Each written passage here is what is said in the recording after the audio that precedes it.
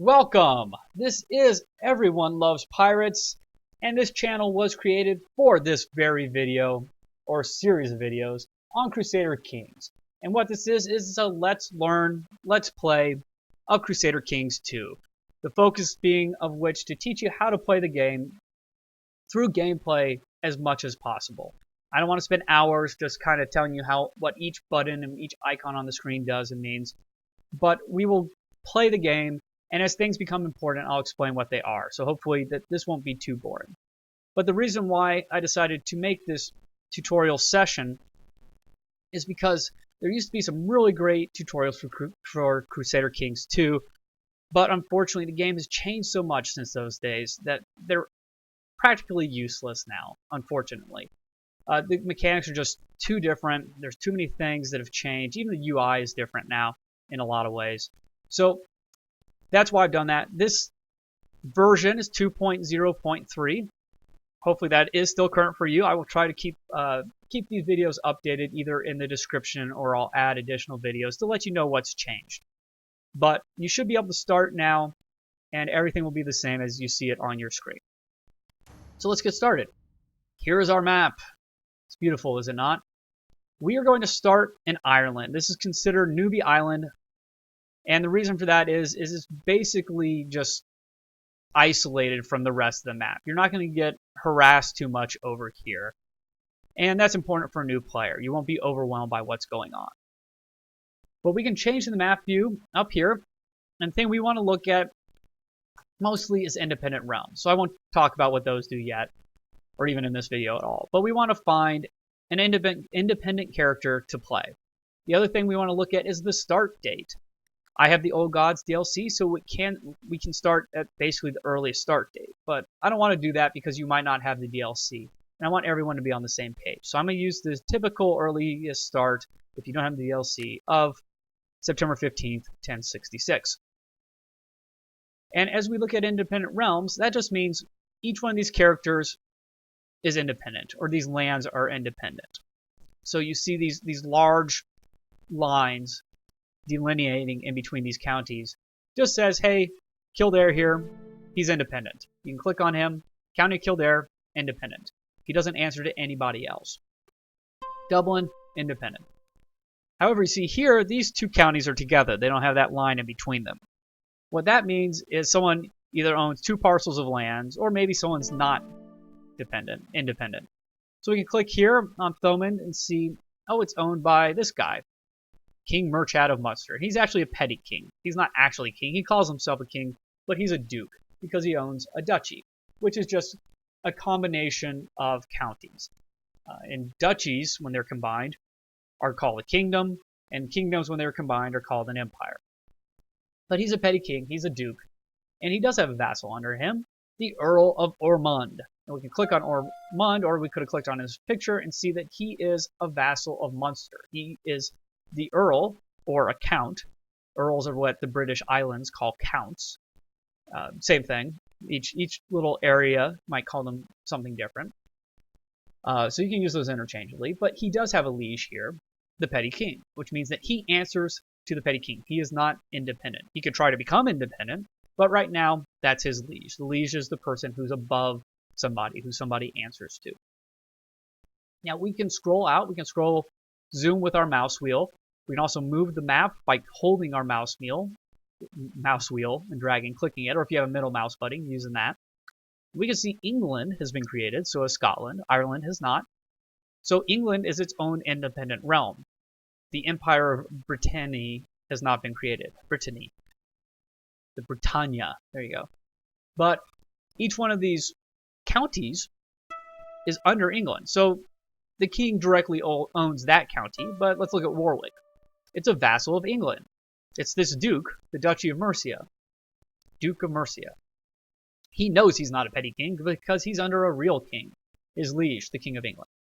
So that's basically what that means. We're going to get started in Dublin, probably. I think a lot of playthroughs start there, but there's a good reason for that.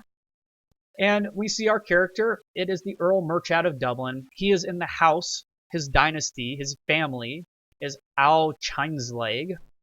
I'm sure I pronounced that horribly wrong. And that's who we're playing as. We're playing as this dynasty, but we're going to start with this character, Earl Murchad, Count Murchad. If you have the Ruler Designer DLC, I recommend not using it for your first playthrough. Basically, it allows you to build a character from scratch, but chances are the first time you use it, you're going to try to make this super awesome character, but he'll end up being like 80 years old because the better the stats, the more age he gets to try to balance it out, and it just won't be worth playing. So start here. We'll all start with pretty much the same character that way. We also have Iron Man mode here. Iron Man mode just constantly saves and only keeps one save. It keeps you from being able to go back and load an old save should something have gone wrong during your playthrough, what you consider to be wrong. And then maybe you're like, oh, well, I'll go back. I'll keep on reloading the old save and playing from there until whatever I like happens. You could do that. I don't really find that to be very fun. Sometimes it's overwhelmingly tempting, and I do fall into that. So that's why I love playing with Iron Man mode on, just so I don't even have the option.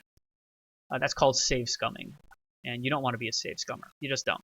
It's got scum in it. I mean, scum's never good, I think. If there is some good scum, let me know in the comments.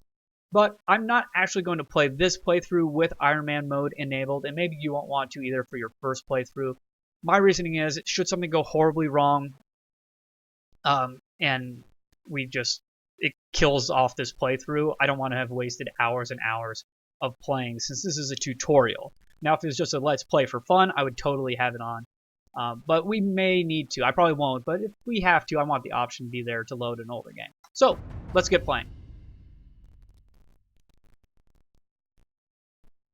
As the game comes up, first thing you see is all this dark stuff. That is fog of war. You can only see around your county. As you can see, we can see one county in every direction. We can see it to the sea here. We can't see England or Scotland. We can't see these counts over here, or dukes. So if there were armies all over the place, we wouldn't be able to see them. Now, if our character was over here leading an army or something, we'd be able to see around him. Or if we had an ally somewhere, and for some reason, he was at war and we were allied with him in that war, we'd be able to see what he could see. Or if we had someone in our court, basically someone who was in our council, if we put him somewhere, we'd be able to see around him as well. He'd report back to us. But right now, we're going to be pretty much just right here. So I'm going to zoom in a bit on Dublin. And let's look at Dublin. Well, this view really isn't really useful to us. We're still in that independent realm view. So the next view we're going to look at is diplomatic relations. This is the one I tend to keep the game on. And the reason for that is it shows us basically how we're related to every character on the map. Not just like family-wise, but if they're at war with us, it would show on this as well. So the colors we're interested in, we're green because we clicked on us. We could click on someone else, they would become green, and we'd basically be able to see what their diplomatic relations are with other people from their point of view. But we're interested in us right now. And the colors we're looking for, we can zoom out, are purple and red. Once again, red means you're at war with somebody. They're your enemy. You're actively at war with them. And purple is an ally. Well, awesome. We have an ally right next door. Who is it? Well, we can put our mouse here and see in the lower right-hand corner there. It says this is the county of Leinster. Earl Diarmartmite, of Leinster can be called to war because he's of the same dynasty as us. Cool. Well, we can click on this county, and it'll show once again that we're allied to him as well. It's mutual. And we can see, oh, it's our father. Great. We're allied with our father. Who knew, right? And we can see from this blood drop that they're related to us, and we can mouse over that and also tell us that he's our father. And he is the Earl of Leinster, and he's 71. So one of the first things you want to check usually is, where are your alliances? Should someone come out of the gate and attack me right away? Would someone come to help me if I asked them? Well, yeah, our father would probably come help us. The other thing we want to look at this video, and basically what the remainder of this video is going to be about, is our character and his stats. Because you have to know what these numbers mean. It's very important, basically before you can do anything else. In the next video, we're going to talk about our state statistics and our council, and we'll put our council members, we'll actually get them out there in the world doing stuff. So these first two episodes, the game's going to say pause. If you know this stuff, you can skip ahead to 3. That's when we'll first unpause the game. But for right now, I'm going to try to keep these episodes as short as possible while still explaining what you need to know. Hopefully we can keep this one. This one might go up to about 30 minutes, but I want to try to keep them around 20 minutes so they're more bite-sized, like an episode of TV. But let's just jump right in. This is our character. We can click on the portrait right away from anywhere and see our character. We can see his relations. Here's his wife. We have an heir. We have parents and grandparents. They're dead. Our mother is dead. Our father is still alive. We know he's there. Our son is our heir, our oldest son. We have 2 other sons as well who have not yet come of age. They're still kids. And we have a brother. Cool. But what's most important right now for this episode are these numbers and these categories. So we have 5 categories. We have diplomacy, martial, stewardship, intrigue, and learning. And we have our stats in each one of those. Now, just so you know, our character is pretty bad. I imagine your stats are going to be really close to my stats. Some of it's a little bit randomized, I think. But 8 is average. So we're below average in every category. This character does not excel in anything. But really, his diplomacy and his learning aren't horrible. But let's look at each one. Diplomacy is how other characters relate to you and how you relate to them. So if we have high diplomacy, we're a very diplomatic character. People like us more because we're highly diplomatic. I know that's kind of a roundabout explanation, circular logic, but it is. So we can always mouse over. Once again, use the tooltips. Use the mouse overs in this game. You can almost learn this game just from reading the tooltips. It would take forever, but there's a lot of really good information in them. So we can see diplomatic skill affects other characters' opinions of you, and it's important for tasks given to your chancellor. We'll talk about our council later. But people will just like us more. Our vassals, other people in our court will like us more. People around us will like us more. Even the King of England will know if we're a highly diplomatic character, and he'll like us more. So it's an important statistic to have. If you're going to try to convince people to do something, you want high diplomacy. Martial. Now, martial has to deal with how good we are at basically 2 things. Leading armies. So if we were the leader of an army, our martial ability of 4 would probably not be a good thing. Our army would probably get killed. We might even die in battle or get knocked in the head and become incapable, which is worse than death. But the other thing it affects is how many troops you can have. That's one of the newer things for Crusader Kings II. Martials become a very important stat because it determines how many troops you can raise from your personal holdings. Now, the troops in this game are called levies. You also have a garrison, which are like your defensive troops. But your levies are the armies you can raise and can send places. And it's a very important thing to have. We're actually not getting a lot of troops right now based on our martial ability, which could hurt us if we got into a war and could hinder us from starting a war that we might want to have. Stewardship is how good we deal with money. How good a steward we are with money just in general. What does this affect? Well, it affects our tax rates, how much money we can get from our holdings. It also affects our demesne size. What is our demesne size? It's how much land we can hold, basically. And we can see that over here. So we're going to tooltip over it, mouse over it, and it says your demesne consists, and it looks like demesne, but I'm pretty sure it's pronounced demesne, kind of like domain. Your demesne consists of all your personal landed holdings, your castles, cities, and temples. If your demesne is unacceptably big, you will start to take taxation penalties and your vassals will grow resentful. Well, why is that? Well, basically, we can't effectively deal with the amount of land we have if we go over our demesne limit because we're just not that good of a steward. Because of that, we won't be able to get good taxation because we're not very efficient. But our vassals also won't like us because we're holding on to all this land that we can't even administrate properly instead of giving it maybe to them. We're being super selfish, and they don't like that. So we can look here and see what our demesne size is. Well, we have a current demesne holding of 1, and we have a total possible that we could have of 3. And that's determined just a base. Every character can have 1. Our base is 1. Our Earl rank, so that's our base times 1, so we're still at 1.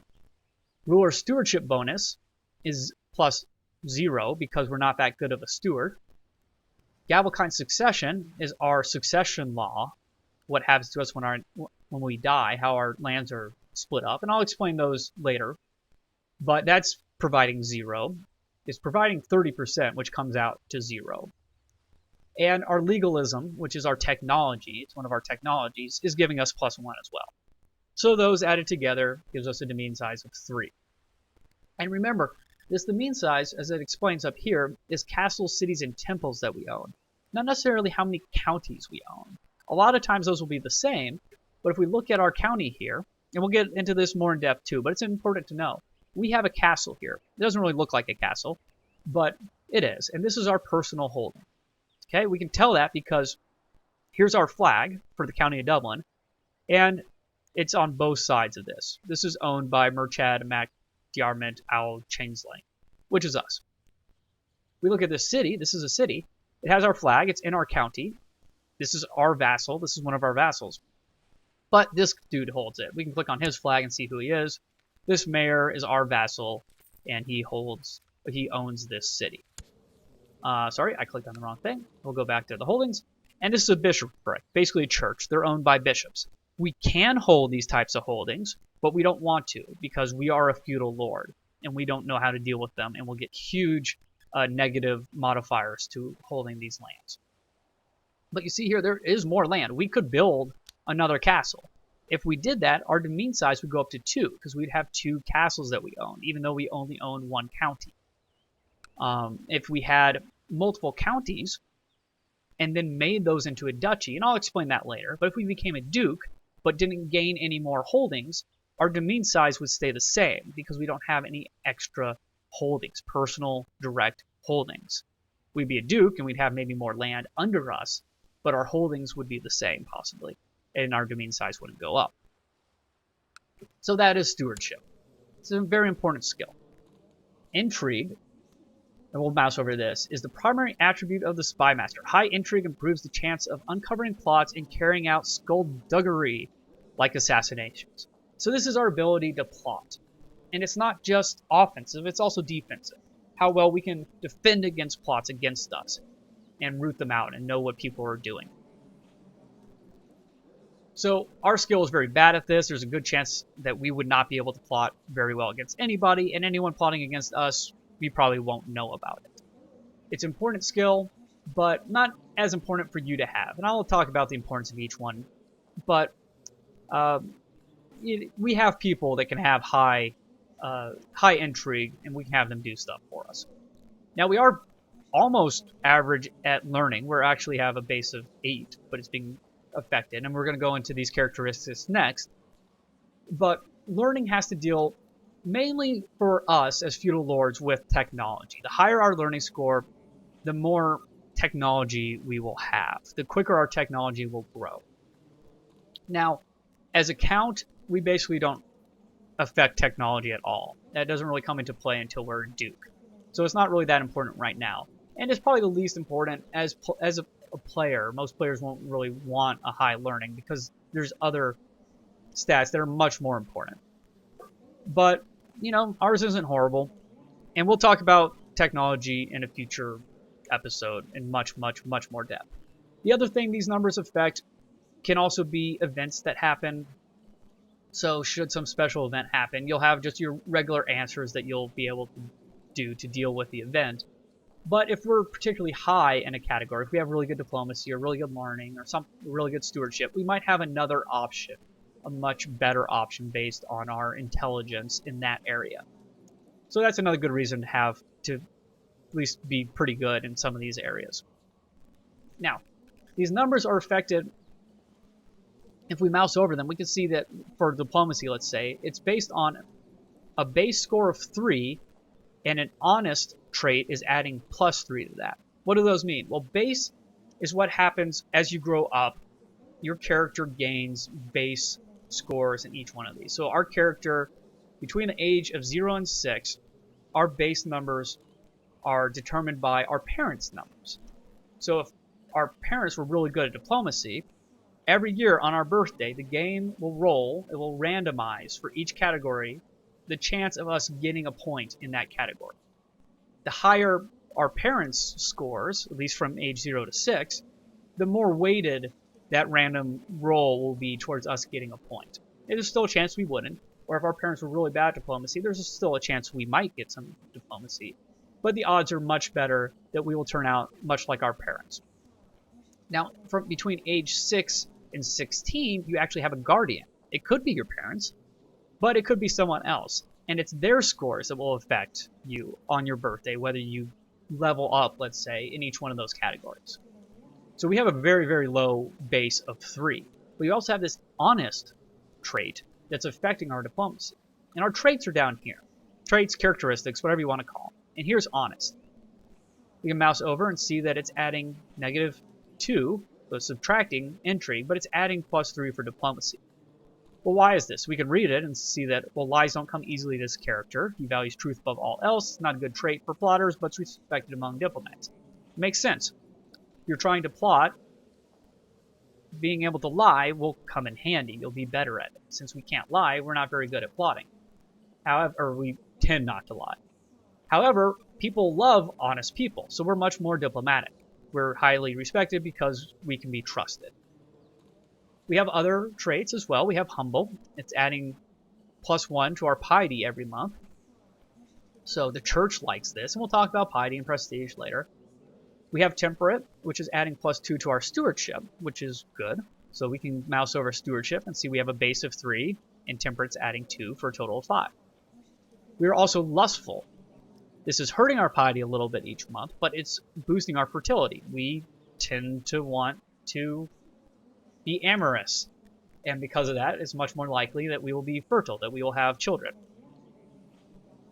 It's, you know, some of these are kind of interesting. They don't affect your base scores, but they have very important uses. A lot of people try to marry lustful wives because they want to pop out children quickly. They don't want the chance of being caught without an heir. It's something to think about. This far left one is our main trait, kind of our specialization, if you will. And unfortunately, ours is the misguided warrior. It's a very bad one, actually. It's, as you can see, there's this one little pip here. That's not a necklace he's wearing, but it's a little diamond. That means this is 1 out of 4 of the martial ability. Basically, these go up to level 4, and we have level 1. So we're only getting +1 to our martial, we're getting -1 to our learning, and we're getting 0.5 health. And base health is like 4 or 5, just in general. So, I mean, that is kind of a 10% boost to our health. It's less likely we will die. This will kind of offset when we get, getting sick or something like that. But when you become 16, everyone gets one of these specializations, and only one. Unfortunately, we got the worst one. It's based upon your guardian, what their skill is, usually, and how good they are at it. So we can look at, like, our children. Let's look at this son. Well, he's being tutored. His guardian is our wife. We can click on her and see, well, she's an amateurish plotter. She has the worst of the intrigue characteristics, traits, main focuses. So it's not really doing a lot for her. If he stays under her, there's a good chance he will also become an amateurish plotter. We can look at our other son. There we go. His guardian is our marshal. Okay, well, let's click on the marshal. For some reason, our marshal is also an amateurish plotter. These are kind of randomized. He really should have a military focus, but he doesn't. The game can be kind of wonky when you first start up, just from one of those base years, 1066 or the 827 one or whatever it is. A lot of these people, I mean, we can look at, like, our father didn't have a mother. He came out of nowhere. Stuff like that. So you got to give the game a little bit of leeway. I mean, our father has a 15 in intrigue. Our mother has a 9 in intrigue. We have a 1. That's extremely unlikely had this started from the beginning. But these numbers were kind of pulled out of thin air, unfortunately. But from now on, our scores will affect any new children we have, and our children's children will be affected by their scores. What a great error we have. So, that is mainly how these are figured out. You can see the numbers that are adding to each one of these. And that's basically what you want to do when you have children. You want to marry as well, as good as possible, so that these stats will affect our children's stats well.